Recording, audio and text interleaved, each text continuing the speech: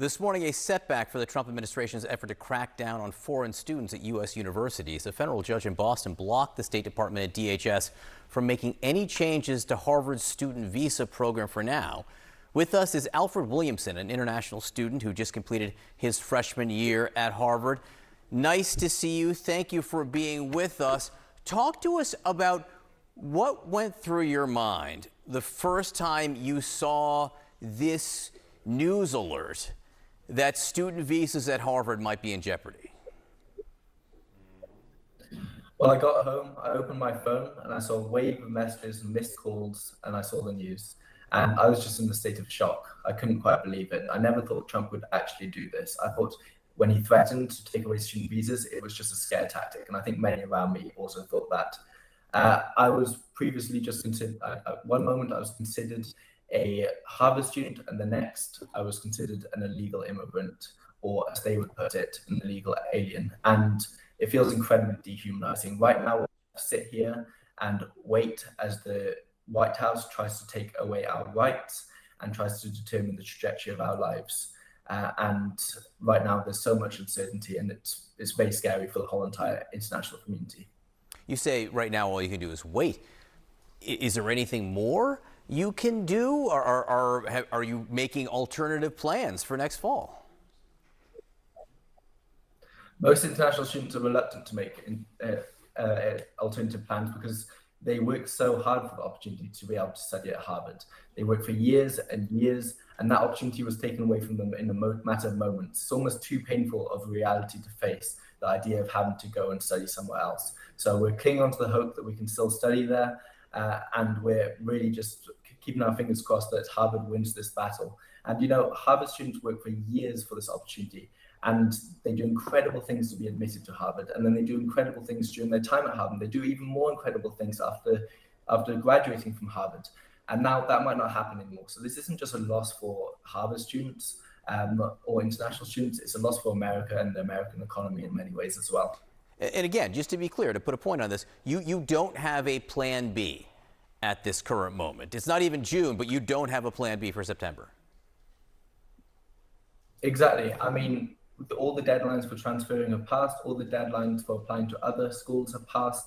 So right now we're just left in the dark and we have no idea what's going to happen. I don't know if I'll ever get set foot on the Harvard campus ever again. And the rest of the international community are in the same boat. And it's really scary.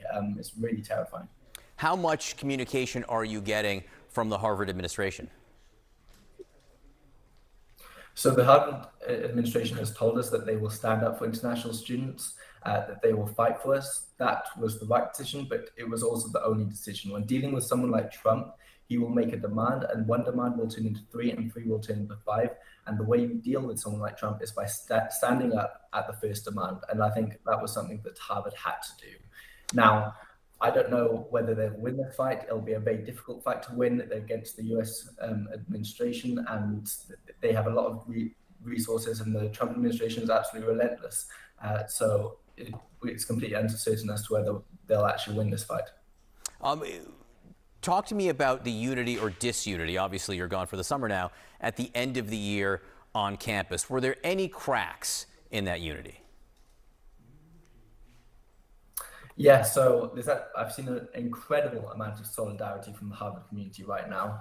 The Harvard Crimson recently did a survey on the graduating class of 2025 and found that over 90% of the students interviewed are in support of Harvard's lawsuit against the Trump administration. And we haven't seen that level of agreement in years at Harvard because people disagree a lot at Harvard. It's a university. People disagree very strongly. But when it comes to attacking the universities, which have always been the centers of academic freedom and freedom of dissent in this American democracy, everyone agrees that it's a bad thing and everyone is standing up against it. And you don't want Harvard to relent, even if it costs you your slot at Harvard next fall? Not at all. I think Harvard just needs to keep standing up for the voices of international students because as soon as they give in, then Trump wins. And I think we need to keep standing up, keep expressing our voices, because the moment we begin to self-silence is the same moment that the American democracy dies. Alfred Williamson, just finished your freshman year at Harvard. Good luck for the summer and next fall. Appreciate your time. Thank you. A federal judge in Boston says that she will block the White House from ending Harvard's ability to enroll international students. The order will indefinitely bar the Trump administration from forcing any changes to the school's enrollment policy that would extend the temporary ban the same judge imposed last week. She made it clear a court order was necessary despite Thursday's attempt by the government to defuse the situation by giving Harvard 30 days to respond to its demands. The judge's ruling comes as the school held its commencement ceremony on Thursday. CNN's Danny Freeman was there. An emphatic show of support at Harvard University for the school's president at graduation. As the historic Ivy League university continues to battle with the Trump administration over federal funding, anti-Semitism, and now enrolling international students. Members of the class of 2025 from down the street, across the country, and around the world.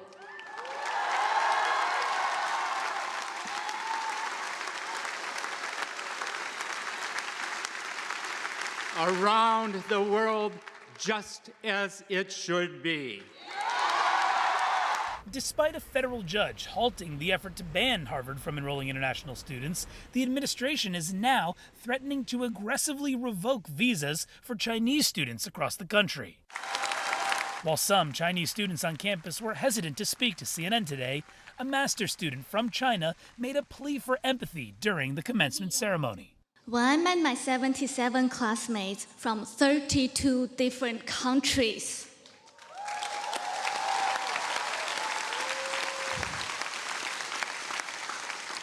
the countries I knew only as colorful shapes on a map turned into real people with laughter, dreams. Though the tumultuous school year is now finally over, fears about the future linger at Harvard. For international students, it's all of these crazy things that people are thinking about in this moment. Can I transfer to another institution? Is it worth doing it in the US? Because what if Trump goes after that university next? And fears linger for researchers whose federal funding is still frozen or canceled. How to protect your brain as you're aging and keep your quality of life so you're not heading into dementia or not getting cancer or not getting cardiovascular disease.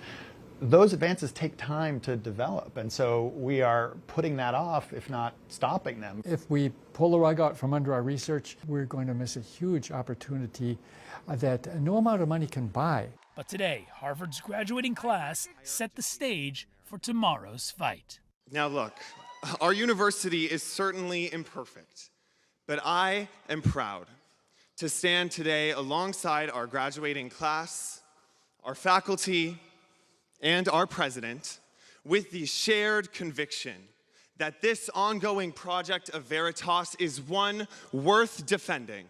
Now, one thing that also struck me while being on campus this week is perhaps the unlikely amount of unity that really has grown at Harvard University after this battle with the Trump administration. Remember, this is a university that's been very divided in recent years. The former president had to resign last year. There's been a lot of back and forth and division over accusations of anti-Semitism and many protests on campus. But on this issue, you have administrators, faculty members, even students all coming together to defend the university.